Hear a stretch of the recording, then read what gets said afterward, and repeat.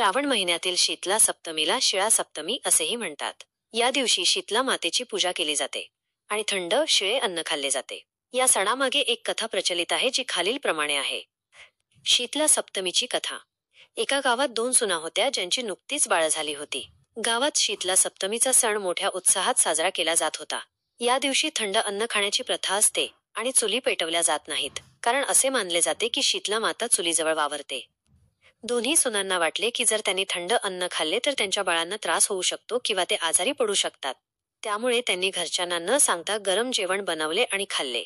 त्यांच्या सासूला जेव्हा ही गोष्ट कळली तेव्हा तिला खूप राग आला। काही दिवसांनी दुर्दैवाने दोन्ही सुनांच्या मुलांचा अचानक मृत्यू झाला। सासूला खूप वाईट वाटले आणि तिने दोन्ही सुनांना घरातून हाकलून दिले। आपल्या मृत मुलांना टोपलीत घेऊन त्या दोघी दुःखाने घराबाहेर पडल्या। जाताना त्यांना वाटेत एक जुना खेजडीचा वृक्ष दिसला। त्या झाडाखाली दोन बहिणी बसलेल्या होत्या। वजा एकीचे नाव ओरी आणि दुसरीचे नाव शीतला।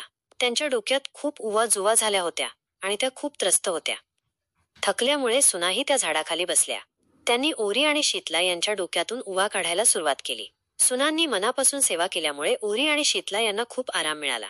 तेव्हा शीतला मातेने त्यांना ओळखले आणि म्हणाल्या, तुम्ही दोघी दुष्ट आहात, दुराचारणी आहात। शीतला सप्तमीच्या दिवशी थंड अन्न खाण्याऐवजी तुम्ही गरम जेवण खाल्ले। हे ऐकून दोन्ही सुनांना समजले की त्या ओरी आणि शीतला माताच आहेत। त्यांना आपल्या चुकीची जाणीव झाली।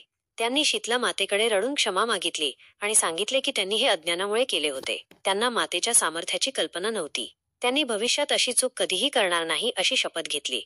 त्यांच्या पश्चात्तापाने शीतला माता प्रसन्न झाल्या। मातेने आपल्या आशीर्वादाने त्यांच्या मृत मुलांना पुन्हा जिवंत केले। आपल्या मुलांना जिवंत पाहून सुनांना खूप आनंद झाला। त्या मुलांसोबत आनंदाने आपल्या गावी परतल्या।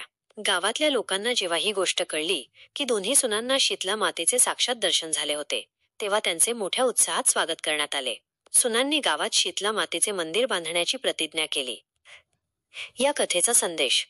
शीतला सप्तमीच्या दिवशी शीतला मातेची पूजा करून थंड अन्न खाणे आरोग्यासाठी आणि रोगांपासून मुक्तीसाठी महत्त्वाचे मानले जाते।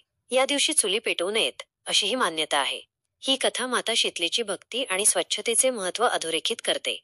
शीतला माता ही रोगांपासून, विशेषतः देवी, कांजण्या आणि इतर उष्णतेच्या विकारांपासून रक्षण करणारी देवी मानली जाते। तुम्हा सर्वांना श्रावण महिन्याच्या खूप खूप शुभेच्छा। ही माहिती तुम्हाला आवडली असेल तर कृपया चॅनलला लाईक, शेअर आणि सबस्क्राईब